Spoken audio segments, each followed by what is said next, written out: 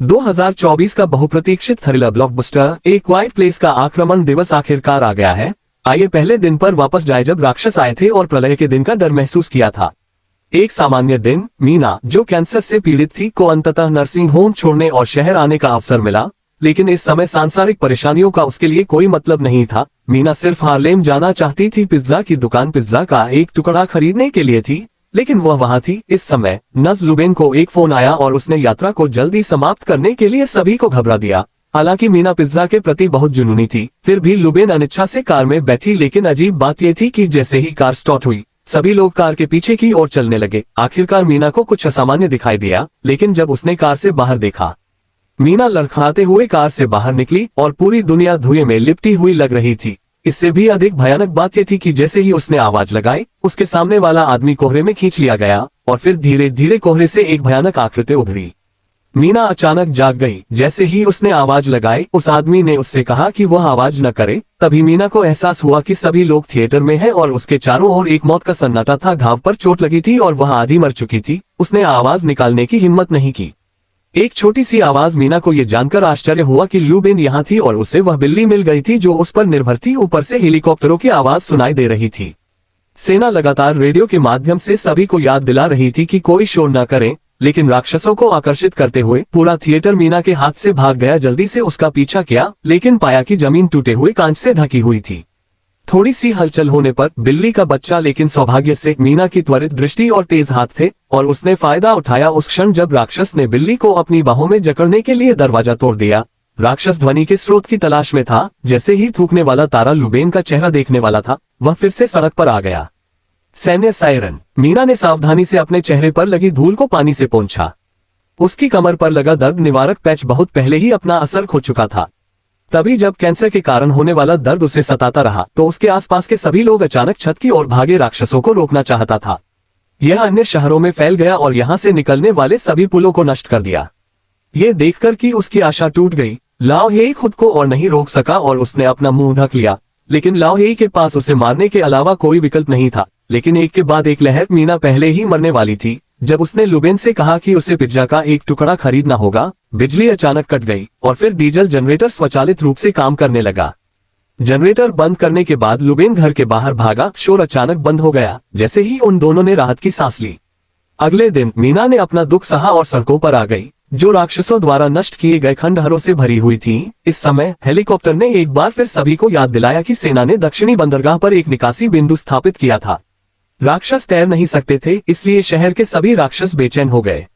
सौभाग्य से मीना तहखाने में छिप गई और तब तक इंतजार करती रही जब तक कि बाहर कोई आवाज नहीं आई। लेकिन अगले ही पल उसने अपना सिर बाहर निकाल लिया। मीना इतनी भयभीत हो गई कि उसने अपनी पीठ पीछे कर ली और जरा सी भी हरकत करने की हिम्मत नहीं की।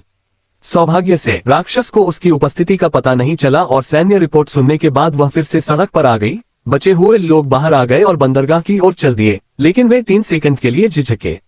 बाद में मीना, जिसे पिज्जा का बहुत शौक था, ने भीड़ में पीछे हटने का फैसला किया। लेकिन अगर और कुछ नहीं होता तो एक ही समय में इतने सारे लोग सड़क पर आ जाते। वे आवाज कैसे नहीं कर सकते थे। राक्षस आकाश से गिरे और अचानक एक के बाद एक चीखें सुनाई देने लगी। भीड़ में एक परमाणु बम का विस्फोट हुआ और बुफे तुरंत जमीन पर गिर गया। उसके चारों ओर मौजूद भीड़ ने मीना को दर्द सहते हुए कार के निचले हिस्से में चढ़ा दिया। मीना जल्दी से कार से बाहर निकली और लड़खड़ाते हुए एक गहरी गली में जा गिरी। वह पहले से ही कैंसर से पीड़ित थी और उसी समय वह आदमी अचानक बाढ़ वाले तहखाने से बाहर आया मीना की तरफ से। मीना उससे छुटकारा पाना चाहती थी, लेकिन वह आदमी चुपचाप उसका पीछा करता रहा। अचानक भारी बारिश होने लगी, जिससे राक्षस ने हवा को सुनने की क्षमता खो दी। यह पता चला कि उसने एरिक मीना से निकासी बिंदु की दिशा में मार्गदर्शन करने के लिए कहा और फिर जाना चाहती थी। हालांकि उसके सुंदर चेहरे और दयनीय उपस्थिति को देखकर मीना उसे अपने अपार्टमेंट में ले गई और फर्श की चटाई के नीचे छिपा दिया। चाबी लंबे समय से गायब थी और घर के बाहर दौड़ रही थी। बिजली चमकी और गड़गड़ाहट हुई। एरिक ने अपने समय की गणना की और गड़गड़ाहट का फायदा उठाकर दरवाजा खोल दिया। एक दिन की भागदौड़ के बाद 2 भयभीत आत्माएं खिड़की के पास बैठी थी। गड़गड़ाहट की तेज आवाज सुनी। अगली सुबह जब एरिक सो रहा था, मीना चुपचाप बिल्ली के साथ यहाँ से चली गई। मीना पहले से ही सुनसान थी, मानव सभ्यता का सार, लेकिन बिल्ली की आंखें उसके पीछे लग गईं। एरिक अभी भी उससे चिपका हुआ था। मीना के पास उठने और पिज्जा की दुकान की ओर चलने के अलावा कोई विकल्प नहीं था। लेकिन गलती से किताब जमीन पर गिर गई। उसके कानों में दौड़ने की आवाज आई। अगले दरवाजे की इमारत में जाने के लिए लेकिन इस समय घूमने वाला दरवाजा एक ब्रीफकेस द्वारा अवरुद्ध हो गया था। एरिक को दरवाजा खोलने के लिए अपनी पूरी ताकत लगानी पड़ी। सौभाग्य से कांच टूटने की आवाज ने उन्हें अपना स्थान सटीक रूप से निर्धारित करने से रोक दिया। एरिक ने एक पत्थर उठाया और शीशे को तोड़ दिया। सायरन की आवाज ने राक्षस का ध्यान आकर्षित किया। दोनों मेट्रो में भाग गए और सुरंग के माध्यम से सड़क के दूसरे छोर तक घुसना चाहते थे। उन दोनों के सामने आने की हिम्मत नहीं हुई और उन्हें धीरे धीरे पास के मेट्रो ट्रैक पर आना पड़ा। मीना ने सैन्य घोषणा के बारे में सोचा। तैरना नहीं आता, इसलिए मीना ने सोचा।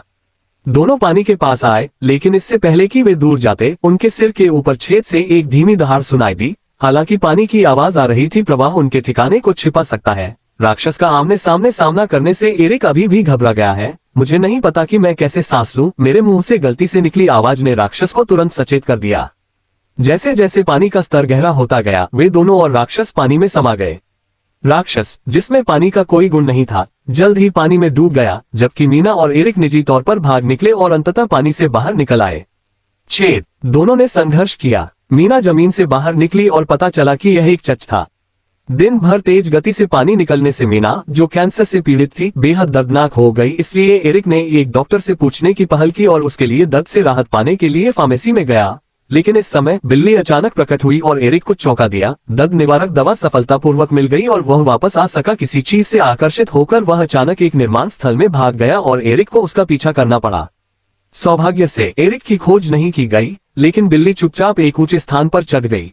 ये देखकर कि बिल्ली का नीचे आने का कोई इरादा नहीं था, एरिक, जिसकी माँ का दिल फट रहा था, के पास उसका पीछा करने के अलावा कोई विकल्प नहीं था। कुछ स्वादिष्ट भोजन मिला है और यह आसपास के साथियों के लिए चिल्लाया।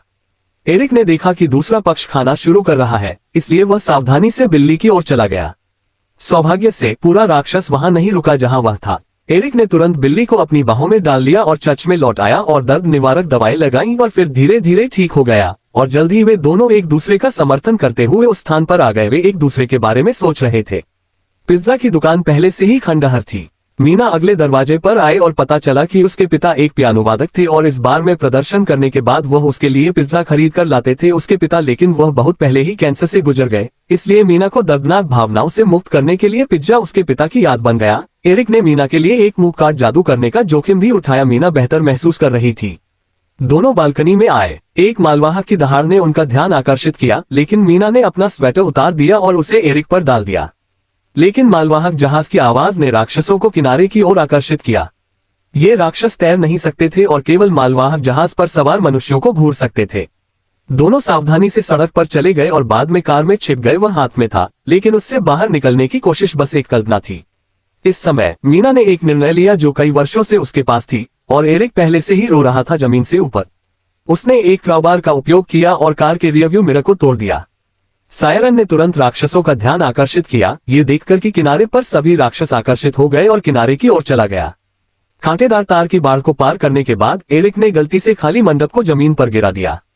राक्षसों ने तुरंत अपना लक्ष्य बदल दिया और एरिक की ओर दौड़ पड़े। एरिक अंततः बच गया। उसने बिल्ली को पकड़ लिया और मालवाहक जहाज के डेक पर तैर गया। लेकिन मीना फिर से पिज्जा की दुकान पर लौट आए और उसने अपने पिता और खुद की कैंसर से पीड़ित बचपन की तस्वीरें देखीं। शायद उसे अपने पिता की और भी अधिक याद आई। केवल मृत्यु के बाद ही हम अपने प्रियजनों से मिल सकते हैं। मीना सुनसान सड़क पर आए और ईयरफोन का प्लग खोल दिया। ओह ओह ओह, और मुझे अच्छा लग रहा है।